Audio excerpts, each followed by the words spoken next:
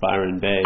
Very rich guy, but he had a spiritual bent, and so he had all these like buildings on it. We all lived there. And we were pretty much autonomous, but it was his place. He had a big hacienda. So then he'd drive around on this little like golf cart around 5 o'clock every afternoon and start telling everyone, you can't make any noise at 5:30. I'm going into the meditation room to meditate. I want it to be totally quiet, from like 5:30 to 6:30.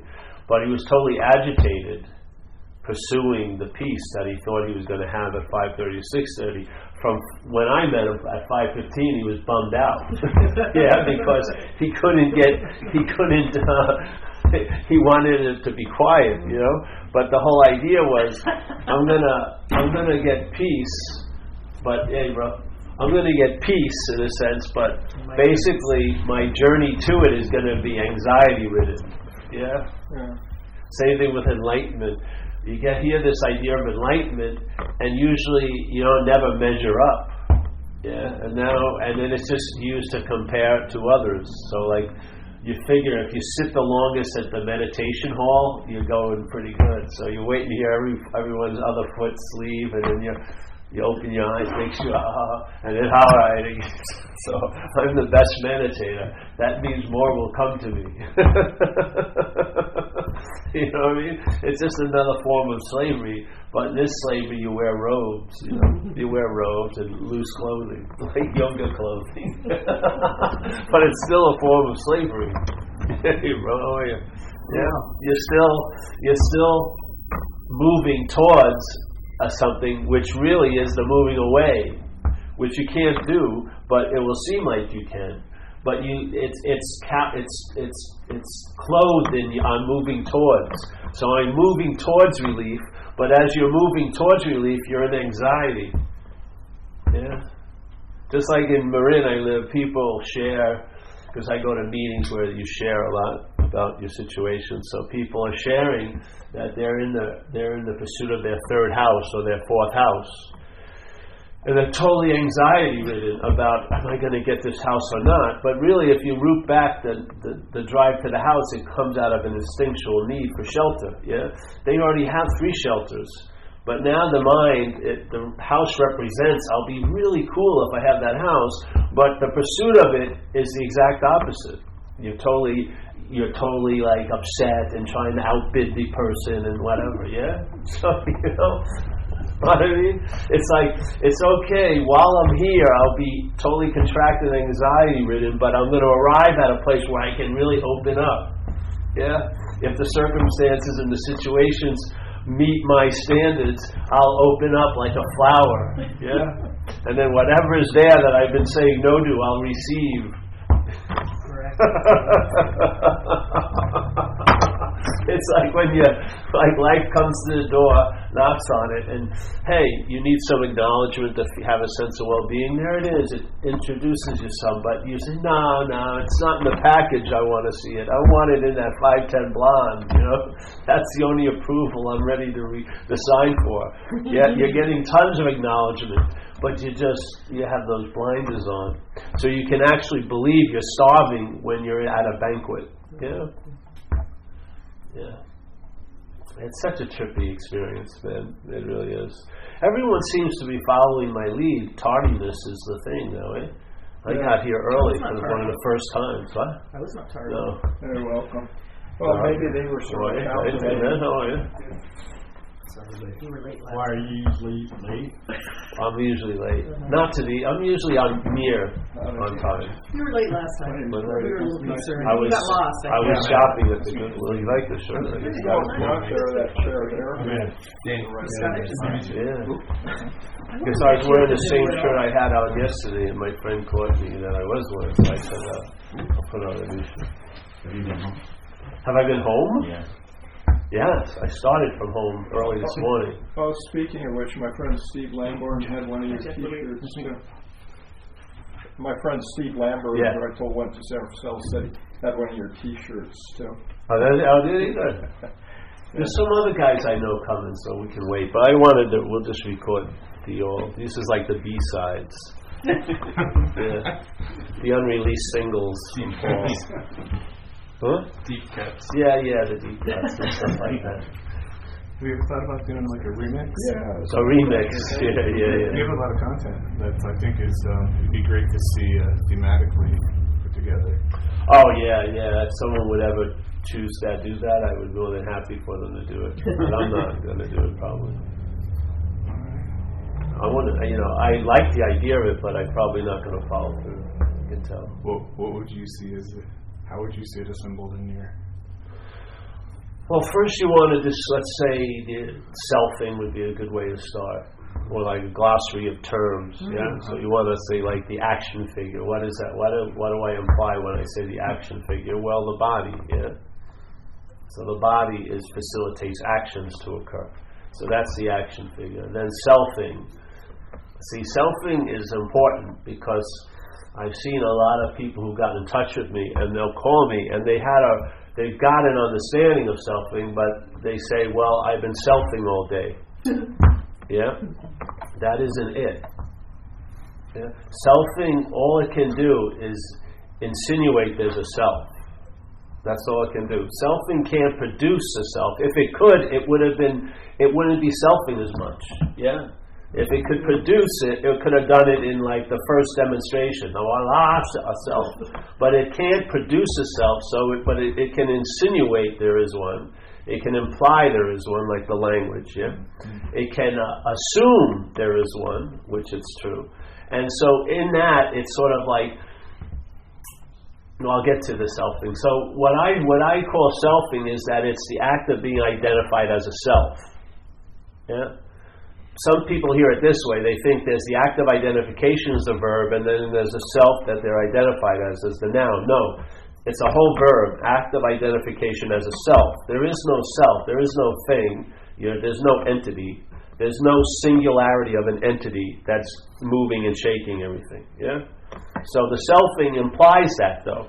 So when the mind is listening to the thoughts, hearing the thoughts, it can fall under the sleep, just like a simple statement of like, I went back east a while ago, they hadn't seen me in a while, and people were saying, hey, you're growing your hair. Yeah? Now, it sounds very innocent, and I go, oh yeah, I've been growing my hair. I've been take an hour a week, and I go in and grow it, and then I meet with other people that are growing their hair, and we gather together, and it seems like when we get together, it grows longer, so we're going on hair growing retreats and all this stuff. Yeah, it sounds innocent, but I'm not growing my hair. I'm just not cutting the hair. Yeah? So the language itself implies you and I have something to do with something we have nothing to do with a lot of the day. While you're listening to that, it's quite easy for the mind to fall into the habit of making the leap from what's being pointed at to being what's pointed at. Yeah? So the selfing just points at. The mind makes the leap into what's being pointed at. Selfing can only point. It can't produce the self, but it can lead the mind to produce a feeling of being a self. Yeah? It can't do it. All it does is it implies. So like when you're speaking, it's an object. Objects are using a subjective language, yeah? So an object, this action figure is saying, I did it. I'm doing this, I'm doing that. And it's really absurd, like growing your hair. It can get absurd where, let's say, you don't go, let's say you had a burrito earlier, yeah? You don't have to go home and digest the burrito, do you? No. If you did, you would never go out because you would have forgot the pizza you had Friday night. I'd have to go home and hours of digestion would go on. So it sounds really funny. No, you're not digesting your food. But you believe you're the doer of a much more subtle process of the brain and the body, which is thought. You believe you're the thinker. Yeah, it sounds absurd that you're the digester, but it doesn't sound absurd to us that we're the thinker. Yeah? Something that also much more subtle, feeling, is we're the feeler. In other words, somehow we're the one who's having this feeling, almost as if we created the feeling. Yet when most people talk about a feeling, let's say they don't like, they go, I don't want to feel that, but they've already felt it. Yeah? So the language is always getting caught that it's in front of the camera, but what it's always implying is that it's behind the camera. it's always implying that I was there before the feeling. And therefore, if I was wise enough, I could have avoided or averted the feeling from occurring. Yeah? So we assume we have power when we have no power. That's why it's so freaking confusing. So then we join a lot of groups and send for a lot of practices to try to control our thinking and only feel good things based on the assumption that we're there before the feeling.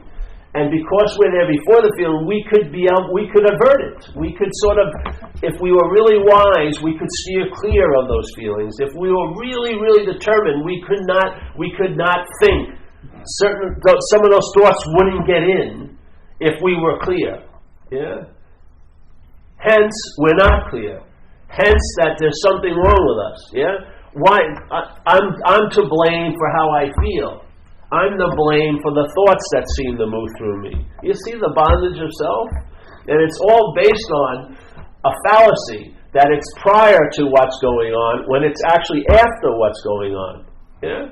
The conscious contact occurs, and then a mental process arises, and then claims to be the one who's in conscious contact. So instead of, like Buddha would say, a simple bit of information, it said, when seeing, see. When hearing, hear. When feeling, feel. When tasting, taste. When touching, touch. Let the mind rest on the conscious contact. Yes? It will find peace there.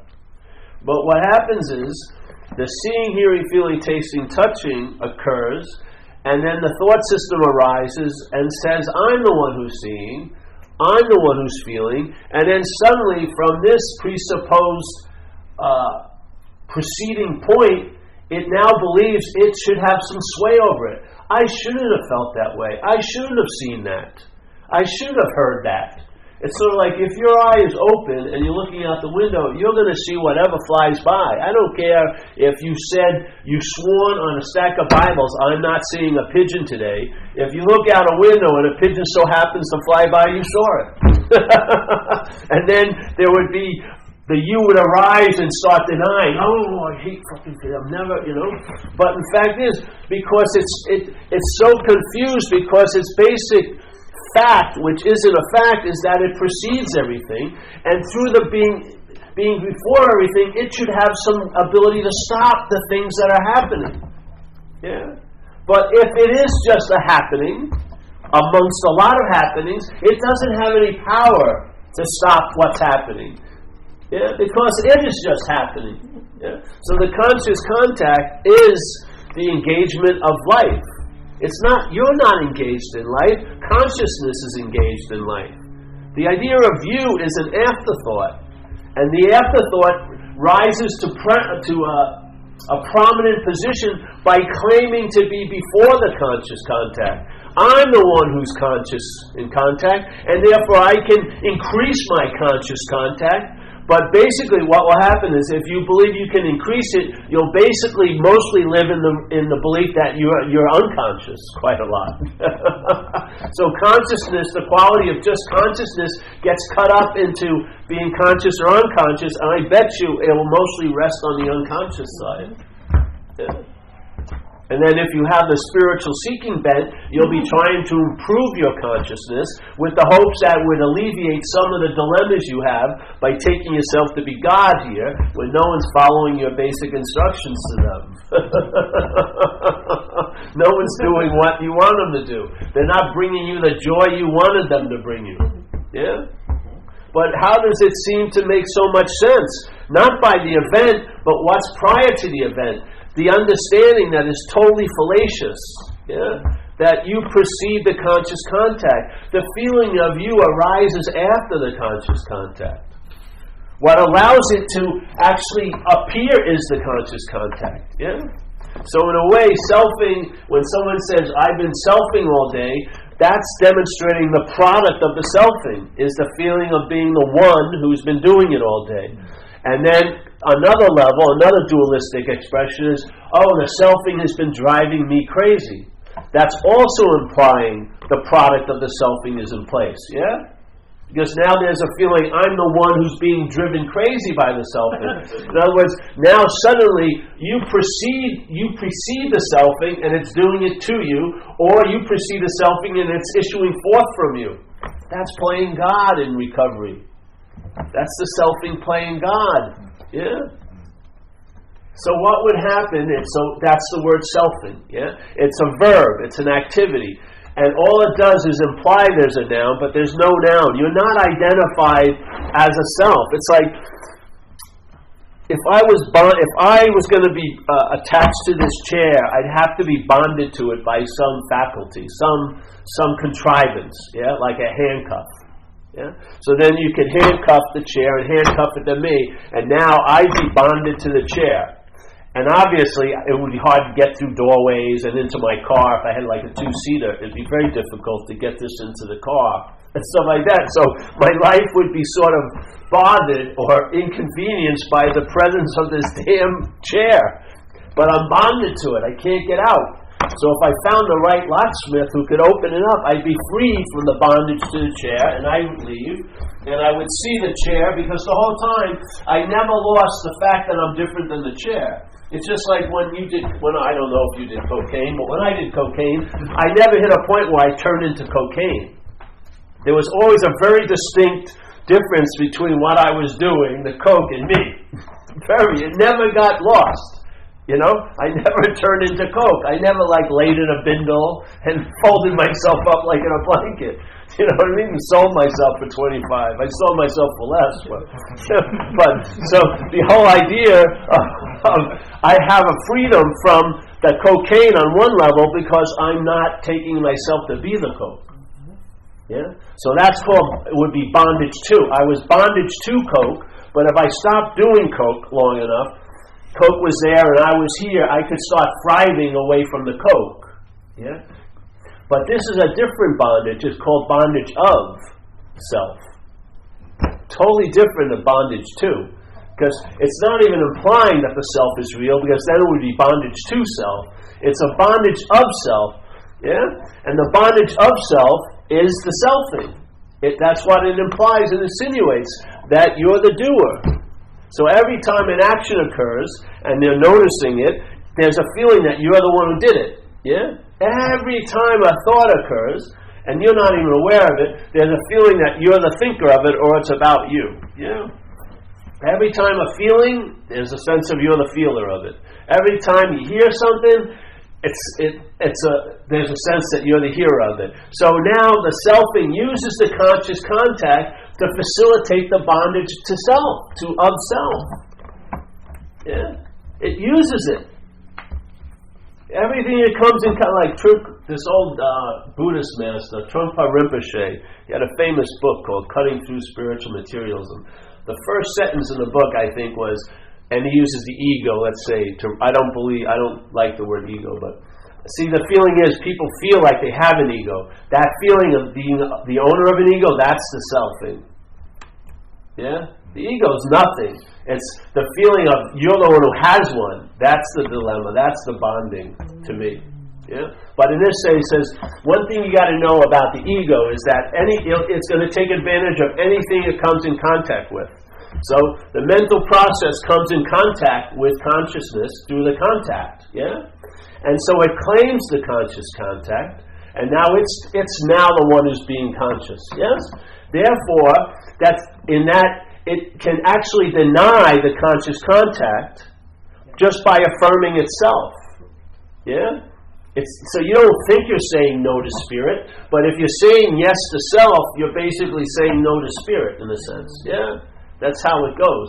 So the selfing is the act of being identified as. Like in Zen they would talk to about the fingers pointing at the moon. In this case, there's not even a moon to point at. All there is pointing. Like when people said, hey, you're growing your hair, that statement was pointing to me as the doer of an event I had nothing to do with. Right? Literally. And this is happening all day. In your head and in language with other people. Everyone is talking, oh yes, you. Yeah? So there's the selfing. It's important to see that clearly, I would say. Yeah, because this idea, like a guy spoke to me yesterday, he has a lot of understanding that there is no self, but it's still framed in the selfing. Yeah, there's still a feeling of being the someone who now knows it's not a self. Yeah, so he's not getting it's not translating to the level of ease and comfort that he would like. It's actually driving him crazy. He keeps going to meetings, but he can't seem to break out of it. Yeah, out of this thing. So, and then what would be the bondage, freedom from the bondage of self would be, let's say, over here. Yeah. Okay. So what happens is, when you're entertaining you're not a self, you got to see what's entertaining you're not a self. If it's the self, if the selfing has claimed the mind entertaining it, which it's apt to do, it will be self now entertaining it's not a self, which is more selfing. It's more, you can study for 5 years about getting over the obsession with self. It's actually a huge marathon of fucking selfing for the 5 years. You're studying about what you're not, and you're trying to understand what you're not as what you're not. But this is like questioning it, yeah, hearing that you may not be that, letting the mind entertain it, then the mind sees the selfing, what you would call the problem, it sees it, and that's the solution. And as soon as it starts seeing it, what it sees is there is no problem. Yeah? So here, there's this, and then the dualist expression, not this. But when the not this, sees that there was no this, there goes the solution. Then that's beautiful there. Yeah? People are trying to get it from here. They're trying to go to no-thingness as a something. It's not working. Question the something, let the mind entertain the possibility it's not this, and then it will negate this from the no-thing point of view, and as soon as it's negated, there's no need for the no-thing either. So you get to exactly where you wanted to be, but not through the route you went. You get to it through negation, not affirmation. Yeah? You negate what you're not, and then what you now thought you were gets negated, because it only seemed to be the solution when the problem seemed real. The problem's not real, the solution's not real, so there's two negations, and bam-o, there you go. That's that. Yeah. It's so nice because it doesn't take any time.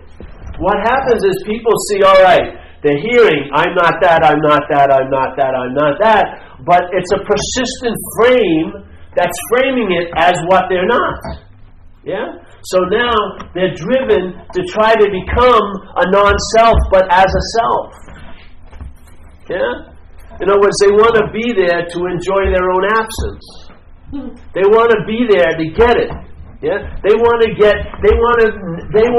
able to claim the effects of not being Paul as a sort of pseudo superior Paul. Yeah? A Paul that's a non-Paul. Yeah? All that is self trying to get out of self.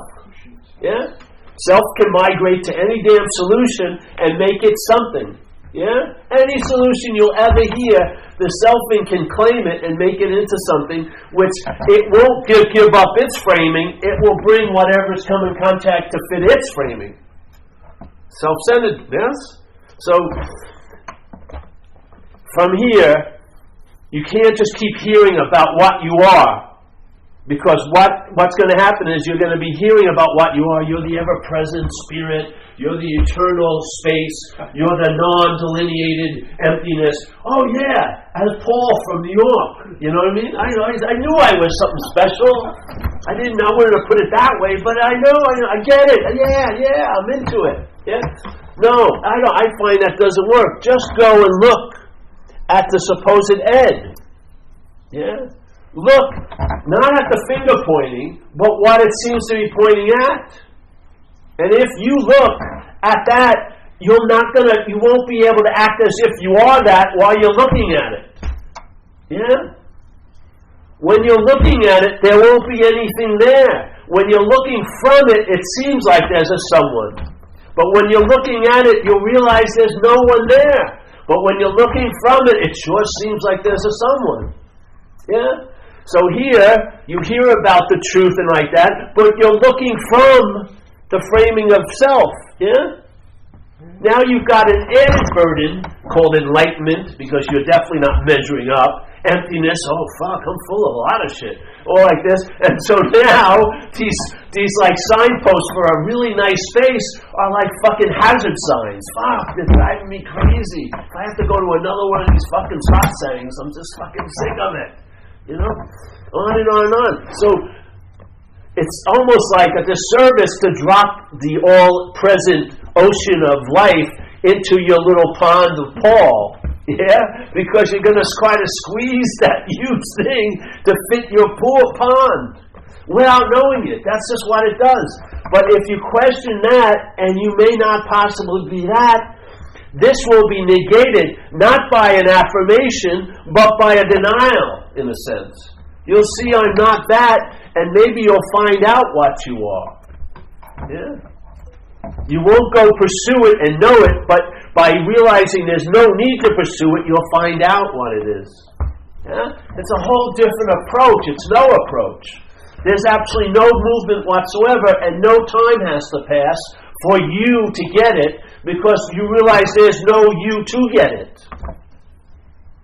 So that idea of the need to be liberated, the only thing that needs to be liberated is what you're not. That's the thing that's being driven crazy here. Yeah? So you get free from the need to be liberated. You lose interest in all those pursuits to higher transcendence because you can't transcend an imaginary place.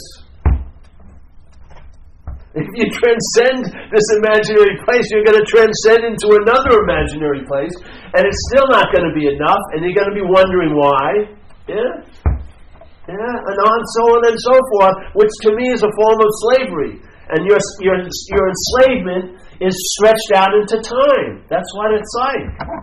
Your ability to be here is totally co-opted. Your ability of being attentive to right now, and then in right now, what's always so, is now been dispersed in time by your thought system. The thought system takes your attention and thinks about what your mind is calling you, or what's been implied to be you, which is a body. And then the body, the mind, the thought system thinks about you 3 years ago, and because it's you tend to travel there. If it was anyone else, you'd be bored stiff. There's got to be something better on the screen in here than that. I've gone there before. It sucks. It's like Die Hard 8, you know. I don't want to watch that movie again. So, but your attention, because it's you, it's supposedly about, the attention goes there like a faithful bloodhound, yeah? And then it disperses the attention into the future, and you picture something could happen to me. You're not picturing what's going to happen to someone else, maybe like your family member, but other than that, you're not spending a Sunday afternoon worrying what's going to happen to Stanley. I hope Stanley doesn't get cancer 5 years from now. I hope he's not destitute. You're not doing that. You mind, you'd be bored stiff. But because it's you, you're thrilled. It's like, oh, yes, it's unbelievable how bad it could get.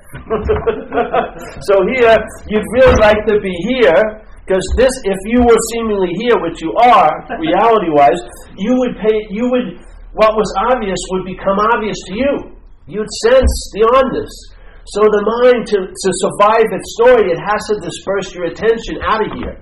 It can't get out of here, so it made a fake place called the past and the future. So right underneath your nose, your attention and interest is hidden.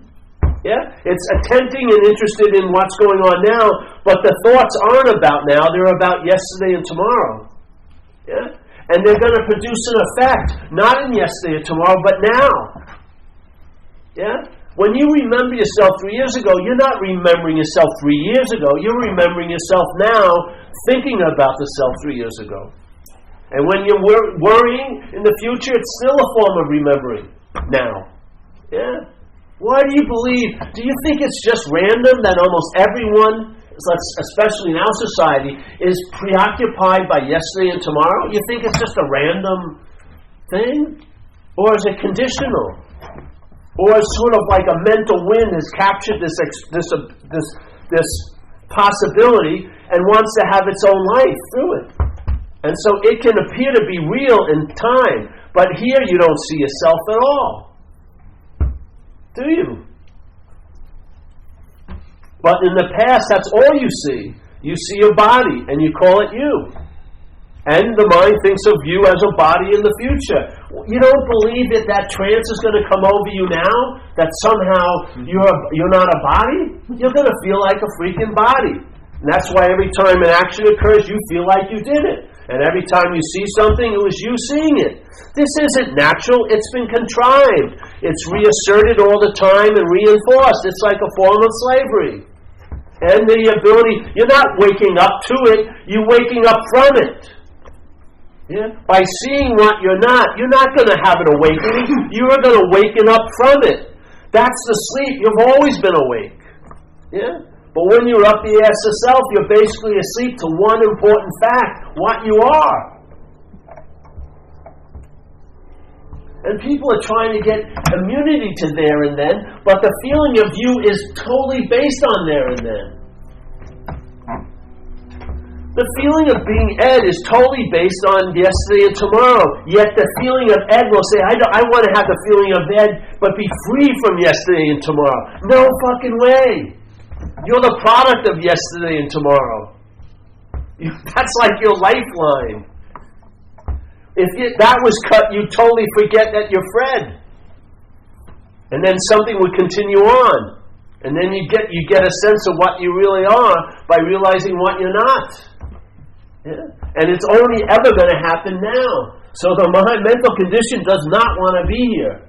It can't override the fact you are, so it makes it seeming that it isn't so. Yeah. We have a meeting every week. People come.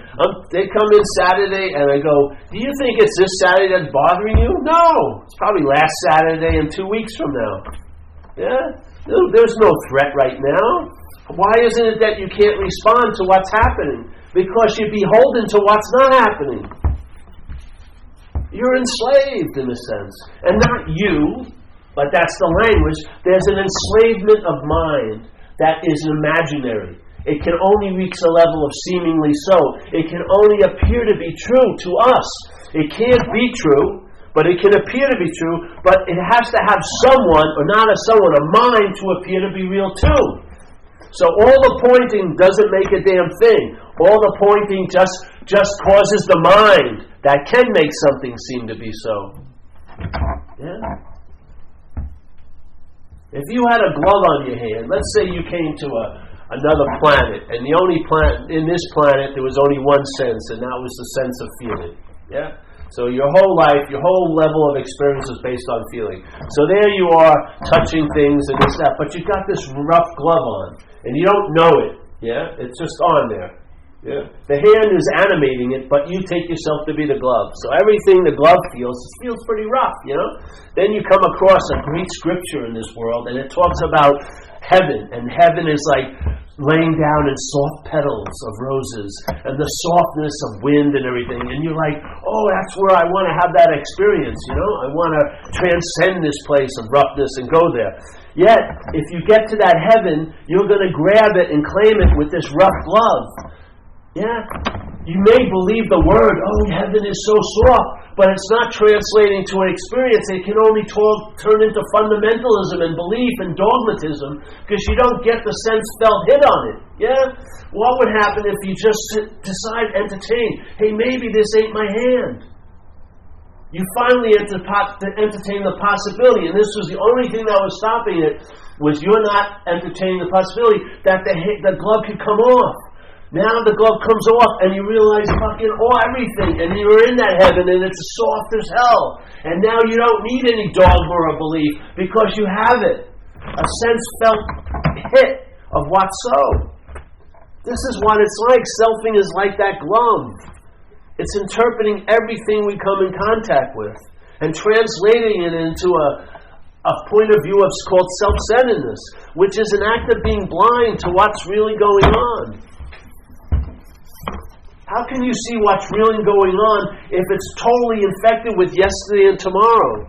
If everything that happens now is actually based on yesterday and the fear of a tomorrow, then how can you say you're actually here? Yeah. I don't see it as satisfying. And I talk to a lot of people that I don't see it as satisfying in them.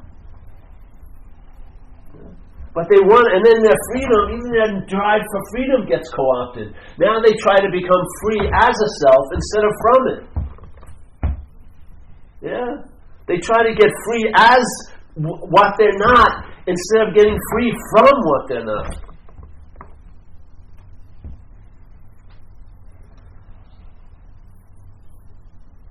I had a question for you. Yeah. This sense of selfing, you call it a sense of selfing. You know, I can see the sense of self. The sense of self, yes. And the selfing. The sense of self, how would you recognize it when it's happening? Is it just the claiming of whatever is happening or yes. experiencing?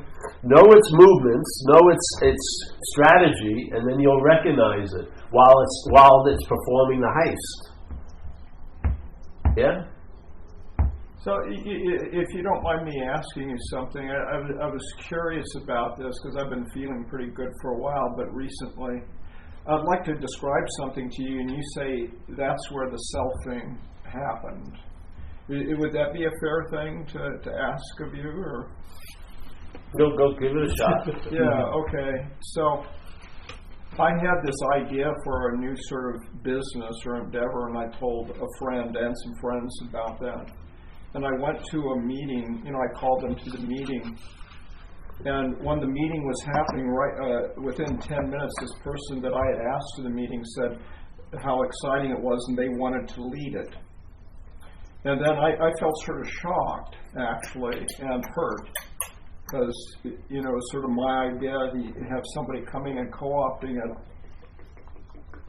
And, you know, I didn't say anything about it at the time, but then later I mentioned it, and they just sort of blew it off. You know, they dismissed it. Oh, I didn't mean anything by it. And then I told. So anyway, there was a whole chain of things. Would it be the shock and surprise that was the selfing? Would it be the hurt that was the selfing? You know, I'm trying to. Anything that comes up can be used to facilitate the selfing. Can you be hurt by an occasion like that without selfing? Well, you were hurt without the selfing. The selfing arises and claims it. Right. Really? Yes. The feeling of dis-ease or discomfort or let downness occurs, and then the selfing claims it and writes a story that you're the one who was let down, and you've been let down a lot, and this shouldn't fucking happen to me. Yeah. Got it. So the actual hurt and whatever could be just a natural thing. Exactly. Yeah. Your action figure is it's activated. It's there's things happening. Yeah. There's life occurring. And then the selfing comes up and claims to be the one it's occurring to. Yeah? And then it throws its opinions on what happened in the should and shouldn't, let's say, realm. It starts checking and comparing and this and that. Yeah? And it dissects it. And then usually it tells you when you get somewhat advanced in the selfing, well, you can limit this feeling and this and that, which just engages you more in the selfing. Right. Yeah? Right. So now you're going to try to get out of what the selfing has claimed to be in. But you're going to try to get out of it as a self, which is being in self. Right. So even when you get out of what you claim to be in, the out is going to be part of being in. So you'll get out of the problem into a solution, and the solution is the problem, and so on and so forth. Yes? This isn't about having great feelings at all times. All the feelings that get triggered by a day are going to happen. The mental process acts afterwards, claims it, and implies it was before it, and that this shouldn't have happened. That this should have gone a different way. If I was only better, or I was this, or I was that, which is all embellishment of this pseudo idea of being a self. Yeah? Well, all the thinking about that it should or shouldn't have happened, but even thinking that the feeling shouldn't have been there. Exactly. You're now trying to deny what came to pass to assert that you were there prior to it. That sounded like an idea happened, and then you said it was your idea. Right.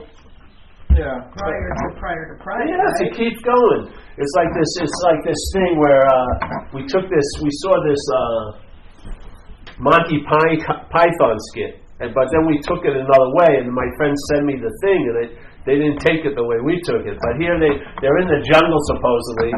There's like 5 of them, and they're dying, and they've run out of water, and they're going, we're never going to be safe, we're going to die here. But then it dawns on them, but we're being filmed. If we only found the film crew, and then suddenly, there's the film crew that's been filming us. We're saved. They must have water, this and that. But then they go, what? We must be being filmed now. You know, there's a film crew filming us seeing the film crew. And it goes on infinitum. Yes? So then, we got the second film crew. What? We're still being filmed. There's a third film crew. And so this is what selfing is. Selfing will keep trying to put itself behind the camera when it's caught, when it's noticed to be seen in front of the camera. It will keep asserting that, so you know what I mean? Yeah. This is what happened with me. One of the first meetings I ever went to like this was in Berkeley. I heard this lady speak, and I walked in there, and things were going on in my head, and I sat there and I listened to her, and she didn't say it specifically, but it triggered something in me, and that was, so I shared. I said, man, I came in here and I was watching these mental states arising, but I thought it was me watching the mental states. From hearing you, the me is a mental state. That's it. Every time the sense of observer shows up, it's another mental state. Yeah? Claiming upon claiming upon claiming the unclaiming. Yes. The whole point is, after it demonstrates 3 or 4 times, it's going to go on infinitum. Get off the boat. Realize there is no self. Yeah, you're never gonna reach the end of selfing and then hop over the fence and then see things from a point of view of self. Yeah, give up the ghost. It's gonna claim everything. When the idea of you will going to the meaning, and it claimed that. Yeah. Well, just like he said. Yes. At the very inception, it was my idea. Right. Exactly. See, but the idea came. Right. And then there was the claiming of the idea. I've got a good idea. But we're not talking about the selfing. We don't give a shit about the selfing. Yeah. It's just to notice it. It's an event that's going on. But the jump into being a self, that can be addressed. You can wake up to that. Yeah? This isn't about I'm never going to selfing again. You never were selfing. It's just the mental process is doing it. Just like the blood's being pumped, you know what I mean? And the synapses are firing, and your digestion is working. You've got nothing to do with it. That's the good news.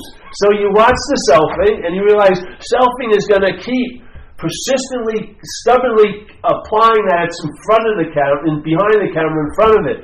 Don't keep thinking it's going to finally lead to an authentic self. Get off the boat. Just realize it's going to go on and on and on.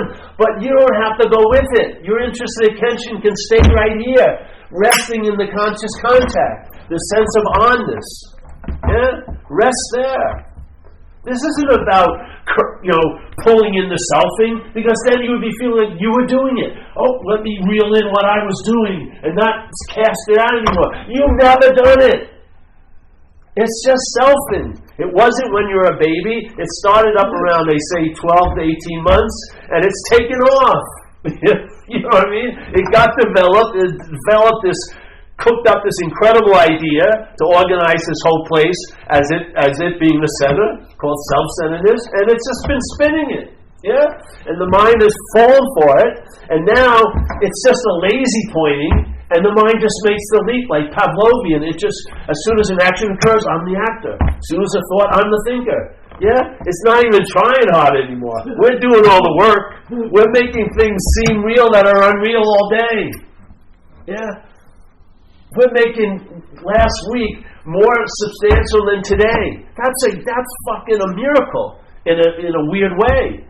Like when Jesus supposedly resurrected that guy Lazarus, at least he was dead before. We're making shit out of nothing all day. Last week, in a sense, it hasn't happened. Yeah? Yet, we're feeling a contraction based on it. Is it producing it?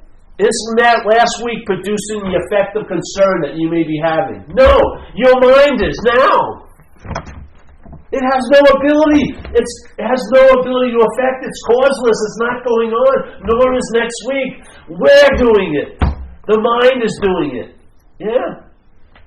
The mind is believing in last week, and therefore it gives it the power to affect this event. It's believing in 3 years from now, and it's giving 3 years from now the power to facilitate an effect now. Not by 3 years ago, but the mind. The mind's belief in it facilitates an effect now.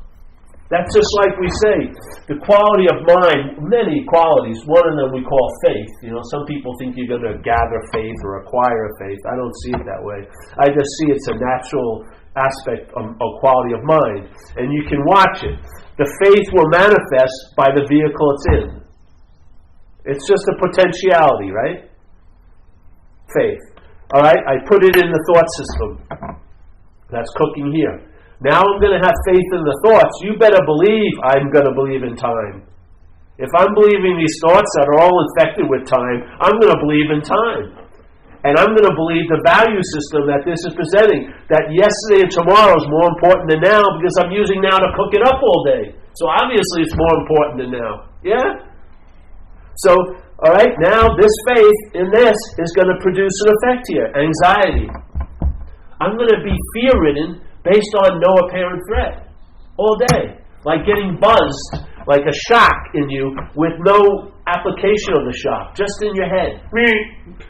Something that's going to...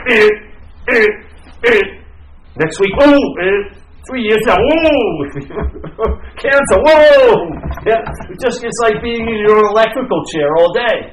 Yeah, there is no next week, but it's being used by the selfing to facilitate an effect that is used to bond your mind to the idea of a self.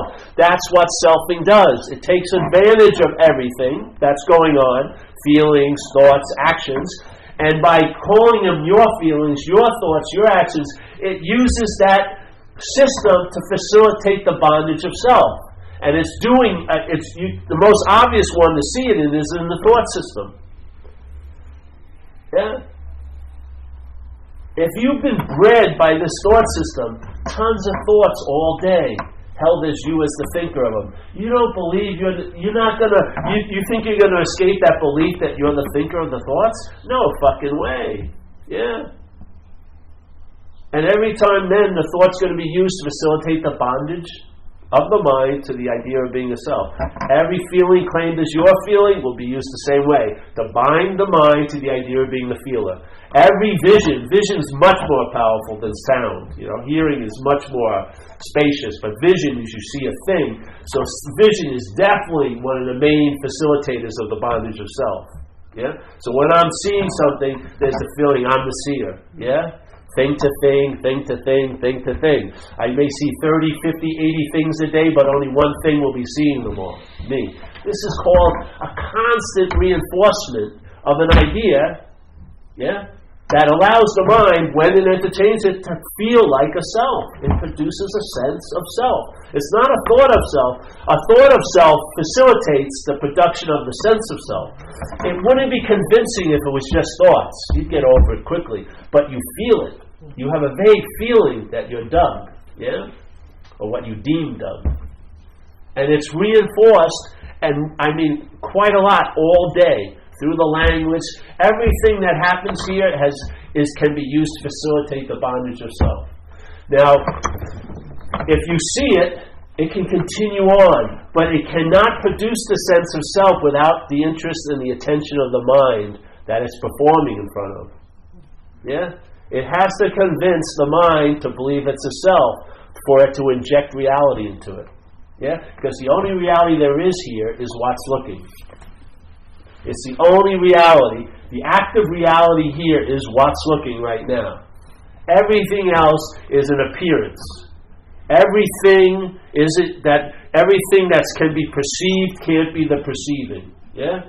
Every who that thinks it's looking isn't what's looking. Yeah? So what's looking is the reality.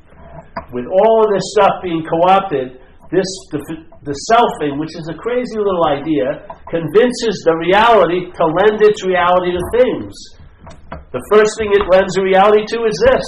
It says it's me. It crowns it a special you that no other you can ever be, which is me. You don't see it? Once it does that, now this me becomes a distribution point to give meaning to everything else as an other or an object to this me. Yeah? This is the bondage of self. It's not, you're not giving meaning to things. The mind is giving meaning to things through this. And it's also given a meaning to this, that it's you, and now that sense of you thinks it's the doer of everything, so therefore it believes it's giving meaning to things. So I shouldn't be giving that person a meaning, a bad meaning. You never gave it a bad fucking meaning. You've never done a damn thing. That's the relief from the bondage of self. Not getting a better self who's nice all the time, but that's the relief from the bondage of it. Thinking it's you, feeling it's you, acting like it's you. Yeah. To me, it's the only way to go.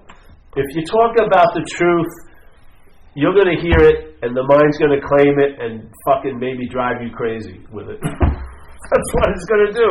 It's going to facilitate it. And what's going to be emphasized is not the truth, but you, the truth knower. You know, it doesn't emphasize God. It emphasizes you are now a knower of God. You're still the one that gets the main spotlight. Yeah. All right, so if I'm almost there and I'm realizing that it's the mind that's doing this, and that this mind is in this body. It's in this body. So is it? Well, I'm saying that the idea to realize that it's not my mind doing it is really helpful. And when I can stop and pause and realize that it's the mind, not my mind, and having that attitude that it's like a human thing, right? It's not just me. That's helpful. But then my mind takes the next step and goes back and remembers that this mind is in my body. So I still claim it. I don't know how to avoid the See, but you don't claim it. There's just a claiming of it. That it's mine. That it is coming from my mind. So in other words, I'm saying that this idea, this concept seems to work for me, but it still at the end I go back to remembering that it's me. No, see, that's what's stated up there. And you comply with that statement, and therefore you feel like you're the one who's done it. What would happen if you had immunity to it? You would just see that was like the 5th film crew showing up. Yeah? Seriously. You'd feel like, you'd just see it. You'd have an immunity. See, like what happens with selfing. Let's say, here's selfing. Yeah? Let's say it's an activity, so it's linear here. It's time. Yeah? It takes a process. So you're cooking yourself up to a point of fuck it. It usually takes a while. Like, those guys are out to get me. This job sucks. Works it. So here's the selfing going. Yeah? It's a line. And it's finite. It can't go on infinitely. It goes on for a period of time. And so there's the selfing and the mind. Let's say the mind. And the mind is now listening to it with a certain delusionary quality. So it's listening to it, not hearing it, listening to it. And so now the selfing goes on, and then suddenly at one point there's a pop-up. Yeah? And that's you. Yeah? You now become the one who's been doing it or is claiming it, this and like that. Yes? But this is the selfing. Okay, so what happens is you get a little more understanding, let's say, and so you drive right through this little billboard and you realize it's nothing and it's just selfing. Yeah? So now you go back and then suddenly you showed up again. Like you explained, you got one bit of freedom and a second bit, but then the third bit catches you. So, all right, the third bit, it pops up. Now it's you again. And then the word but usually shows up. But now, the world starts at but. Yeah? What would happen if you just drove through that and realized you're not that, or entertained that you're not that? It would have no ability to stop anything, because it's a verb. It's not an impediment, it's just this. So you drive, and another one pops up. Oh, this is the authentic self. Oh, yes. I've been witnessing all these emotional mental states. You drive right through that, and you realize there's nothing there. And it's a finite bit of information playing out, selfing.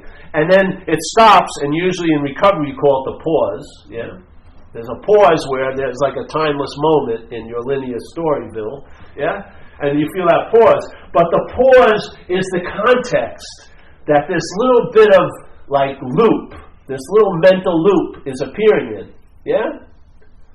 Because it's about us, or we think it's about us, our interest and attention is glommed onto this little thing. It's like being attentive to a cloud and forgetting the sky. Yeah? After a while, you would take the cloud as the sky.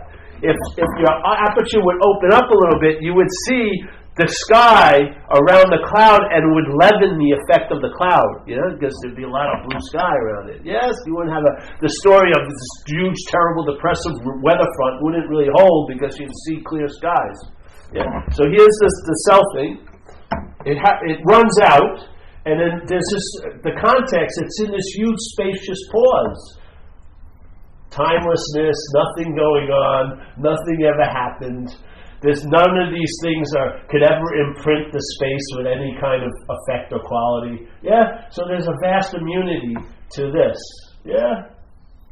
It's going to run out sooner or later. Yeah? You're going to see through it. And it doesn't mean you wait for it to run out. You realize the self is always going to seem to pop up. Yeah?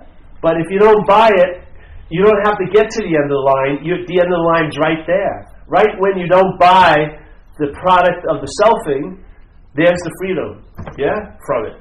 Then it'll recook and try to reassert itself, and then you'll have the experience of losing it back into it. But if you don't buy that story, you're in it, because you can't possibly be out of it.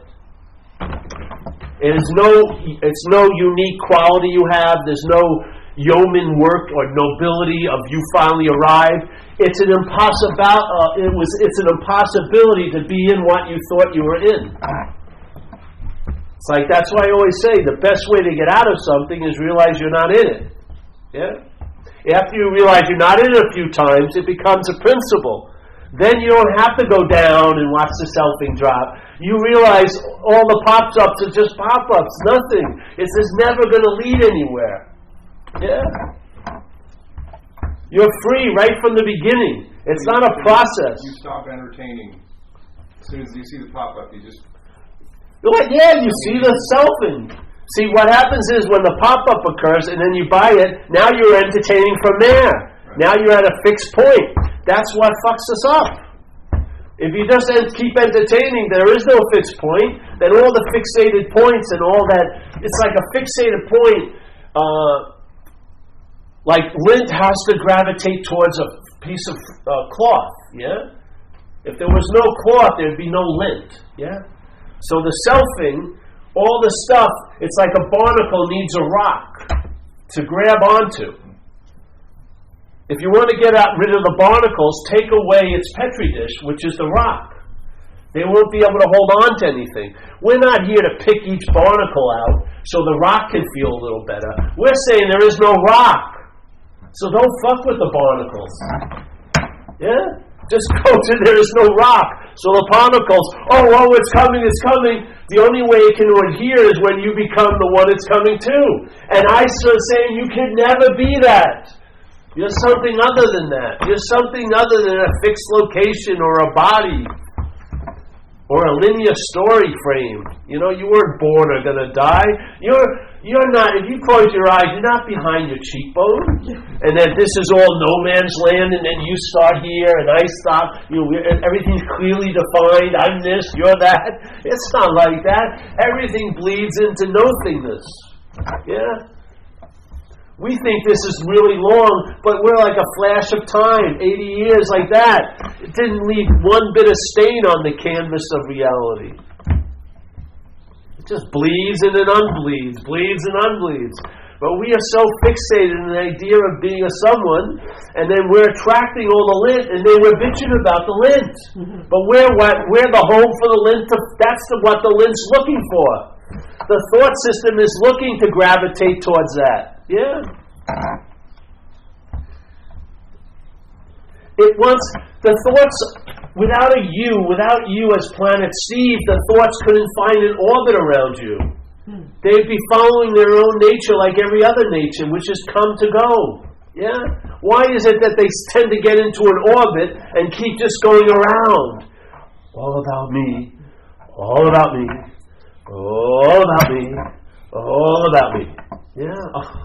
On and on, on, on, on. It's not, we're the gravitational pull. They're not coming after us. Life is just happening. It's a mental interpretation that's happening to you. And how's it working out for you?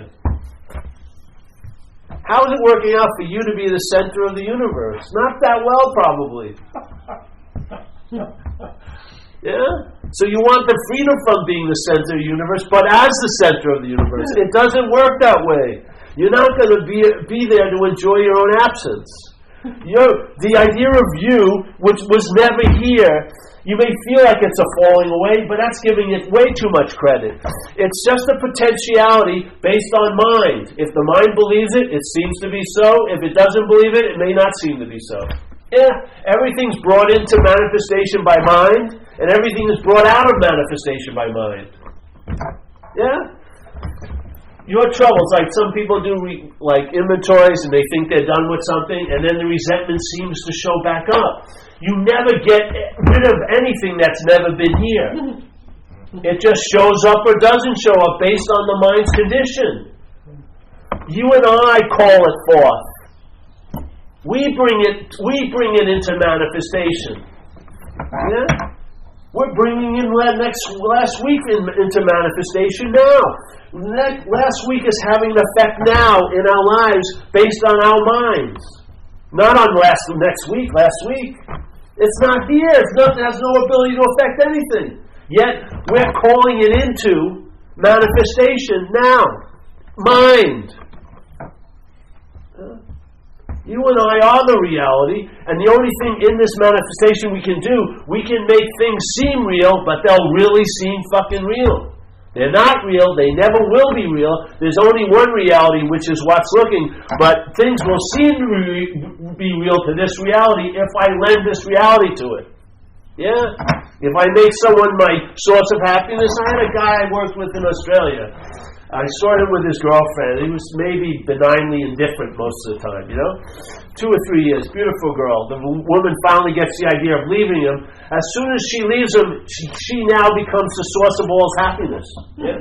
While he was right next to the source of his happiness, he wasn't mining it for any happiness, but now that it was gone, it's the source of all my happiness, I'm going to kill myself. And he tried to kill himself. Yeah? You don't see mind there? When is the one when they leave usually? They're not the one when you're with them.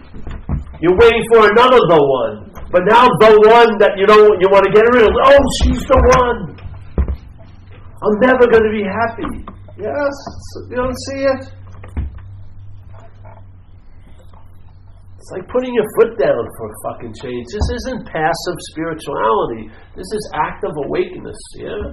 You recognize what's going on, and then that seeing changes the mind. The mind says, hey, I may be bored with this shit. Yeah? I'm much more interested in consciousness remaining in contact. At least I can feel it, see it, taste it, and touch it. Everything else I've been interested in, I can only think about it. It's severely limited. I can't taste it, I can't touch it, but I can think. Woo! Yeah. When you were a kid, how much thinking was going on? When I was playing with soldiers, I wasn't thinking, will I be playing next week? Because time hadn't settled yet. I didn't have a structure of time yet to be concerned about. Yeah? That came later when the mental state developed.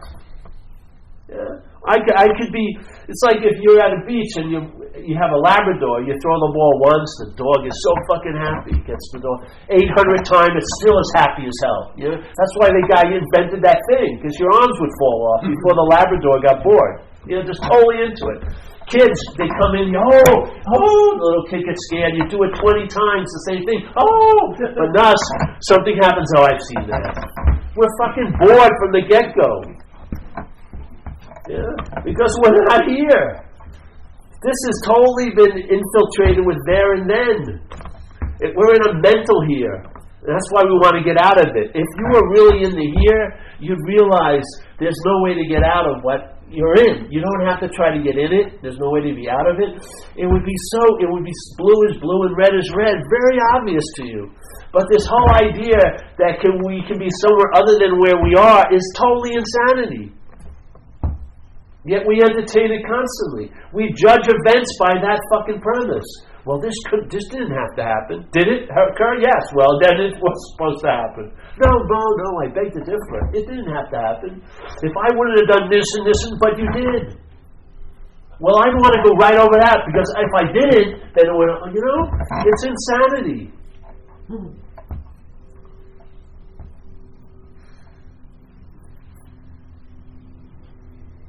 I'm in a community that has an extreme example of self-centeredness and self-will run riot. Extreme example. It's such a great place to be because it's so obvious. The brush is a very broad stroke, and it's like, if you can't see the writing on this wall, you're probably not going to see it. Yeah?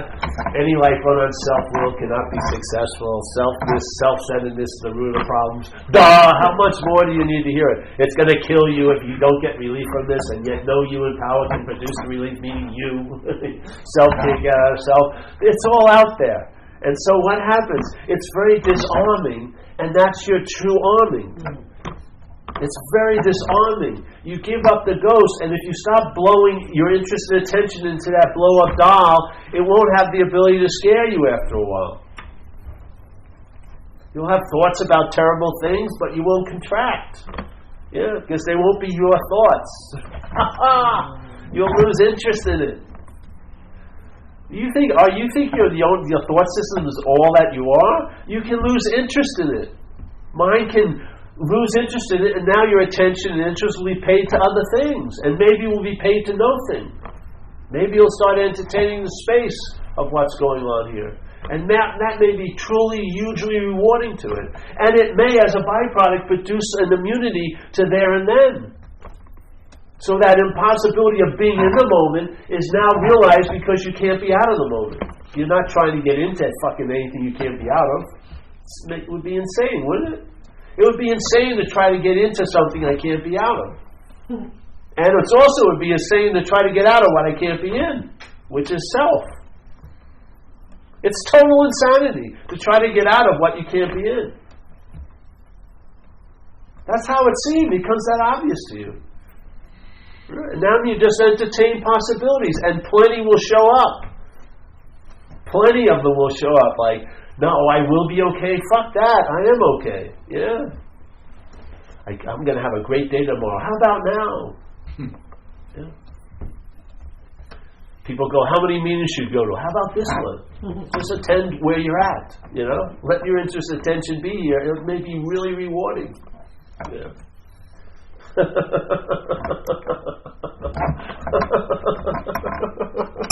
Shit. If I ran out, I can't be dependent on others to make me happy. Fuck it. You're going to fail me. No doubt about it. I can't make things aren't going to make me happy. I feel a strong emptiness after having a lot of things. Yeah? It doesn't work for me.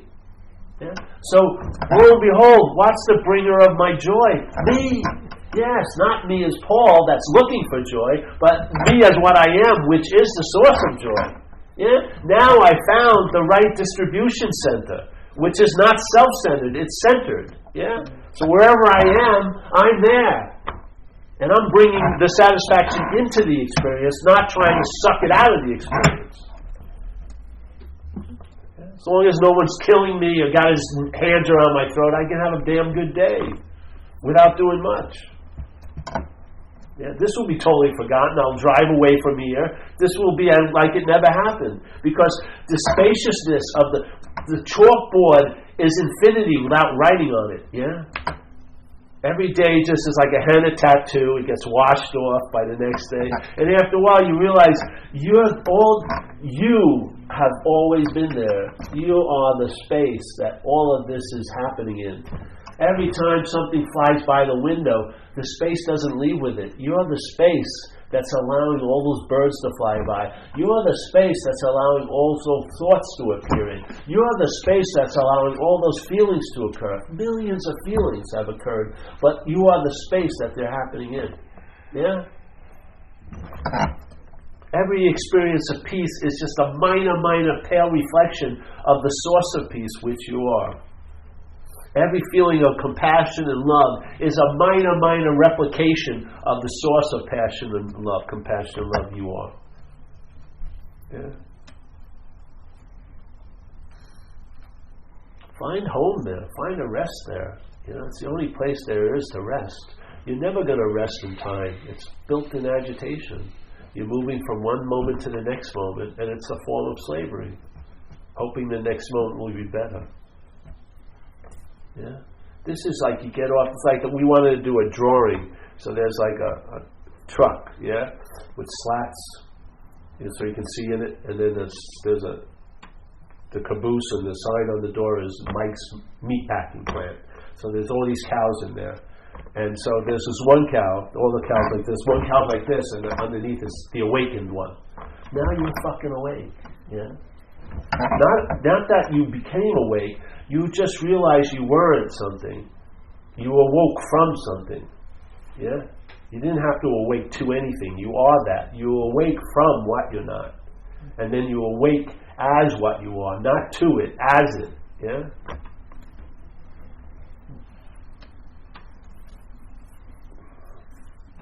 I mean, what happened? Let's say I go to the beach to watch the waves. What would be different if I was at the beach watching the waves and someone came down and sat on a throne watching the waves? Same experience. You'd see the ocean. And that guy's got to get the throne there and back. Yeah?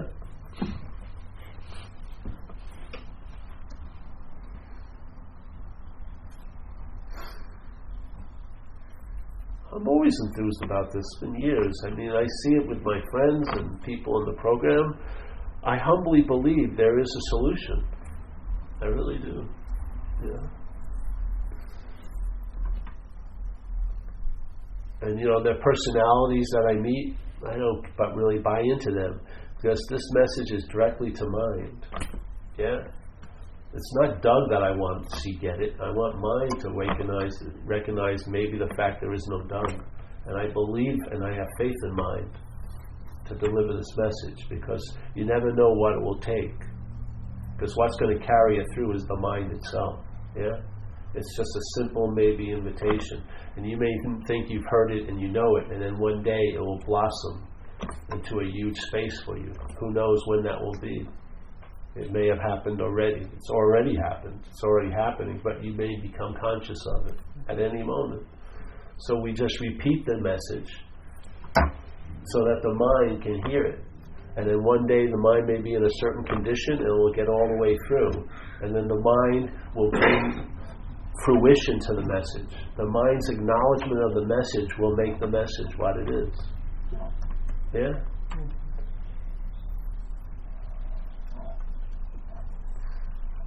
It's what entertains the message that makes the message what it is, not the message. But what entertains the message, hopefully, is mine. Of course, the feeling of Doug will try to claim it, the feeling of Larry will try to claim it, but if you see that as just an act of futility, it can't produce anything, you'll be immune to it, and then there'll be one moment, one day, the emphasis will be on what's seeing instead of the story of who's seeing. And then you get a glimpse of your original face in action. Yeah? Which you may never forget. For me, it became an unspoken yes. It became the last answer. It's become a lot of things here for me. Yeah? I entertained it just like hopefully you have the ability to. I walked around, played around with it, and then, you know, what was really cool, I realized I don't want to depend on teachers that come here every 6 months. I'm just going to put myself in the position to share it, so I'll never miss a meeting. And I've gone to more meetings than anyone here. I've been at every one that supposedly I've given. And it's been thousands. Yeah? My mind is very, very smart, man. It wants to have this message repeated. because it just it's like the flag unfurls and there's more of it every time. Yeah, by giving it away, by not having it, but I have it by giving it away. Yeah, one of the big principles of AA and also Course in Miracles. My mind read these things and got it. It did. And now I've seen it manifest in its own little way to make sure. And it getting it became convinced, yeah? It became convinced that what happens here is you have anything by giving it away. That's the possession of it, is by not possessing it. That's how you have it, yeah? If you're willing to be used, you'll be used. You don't have to be ready to be used, just willing. What's going to use you will take care of the readiness. All you need is a little willingness, and then that power will come through. And it will demonstrate itself to you, through you, as you. It will demonstrate itself to the mind. And then the mind hopefully will see it as the mind. Yeah? So you can just travel light here. Day in and day out, no matter what's going on. Heavy shit happens. You have heavy feelings sometimes, yeah? I mean, I whacked my knee and then tore a tendon in my arm. And, man, there was pain. It was really hurt. And the knee was unbelievable. I got caught in the water, and I had to get out of the water, and then I had to get to the car.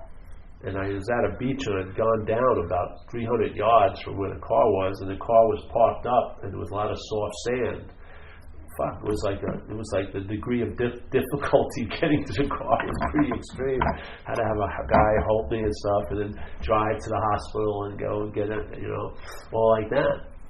Yeah, but I traveled a lot lighter through that than I would have, let's say, 10, 20, 25 years ago. It doesn't mean the geography of life is all going to be roses and beauty. You're just going to travel whatever geography is in store for the action figure. And that day was getting hurt. Yeah. And it's amazing how you can travel through what you would deem to be so heavy, and there's such a lightness that surrounds all of it. Because that's the never-ending state of your mind. Brightness, yeah? The ability to outshine any circumstance and situation. And maybe your life will put it to the test and you'll see it demonstrate. Yeah? And then that will galvanize what your enthusiasm concerning it. Because you'll see it. You'll see it as all and so much more of what you hoped, when you were looking in those books at first, those spiritual books and stuff. You'll see it like flesh. It'll give flesh and blood to skeletal concepts that were so disfigured, but the real deal is so unbelievably different than you thought it was going to be. Yeah? Because you're free from you, not as you. You get freed from the need to be liberated. I have more respect for what the scriptures imply than ever, but I have no interest in reading scriptures. But I have more respect for what the scriptures imply, but I'd much rather be living it than reading about it. Yeah? I think you and I are the living scripture.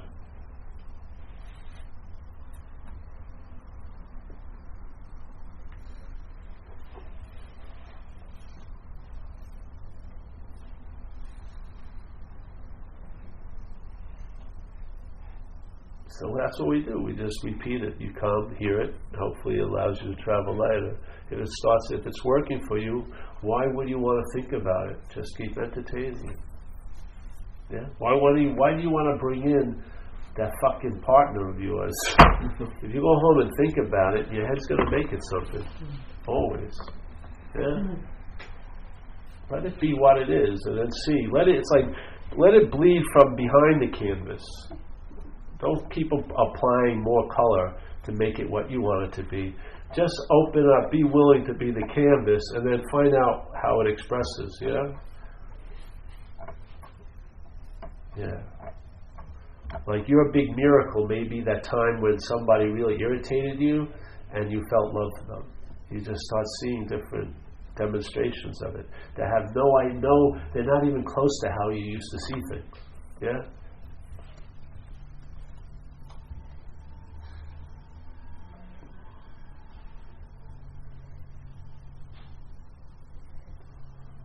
So yeah, that's why we have so much content on the website. Just if you want, listen. It seems to help people. That's why we put it out there. Down and stuff. People have entertained it, and they've gotten a lot of relief. Yeah. Yeah, I have less. I've listened to lots and lots and lots of it, and I have less. I already have this feeling that I have less than what I came with today. Yeah, exactly. It's great, because nothing is it. I just put it, to me, I'm pragmatic. I was a junkie, I like to get the bang for my buck. I don't want to have to go through lifetimes of purification. So I'm not into that. I want to entertain. I want to see some fruit, I do. And, I'll tell you something. When you're relieved from the bondage of self, you'll realize what was the cause of the heaviness, which was the preoccupation with the idea of being a self. I'm telling you. You'll know the problem by the solution. You'll see it so clearly. And then you'll see it as not you. And then the solution can go. So you'll travel so much light, you don't even need a solution. You'll be the answer that you used to spend a lot of time looking for. You'll be it. At every moment of time you're in, you will be the source of the answer that you spent a lot of time looking for. You will be. It will be right where you believe you are. Right there. With no requirement necessary, no time to take to get there, always available.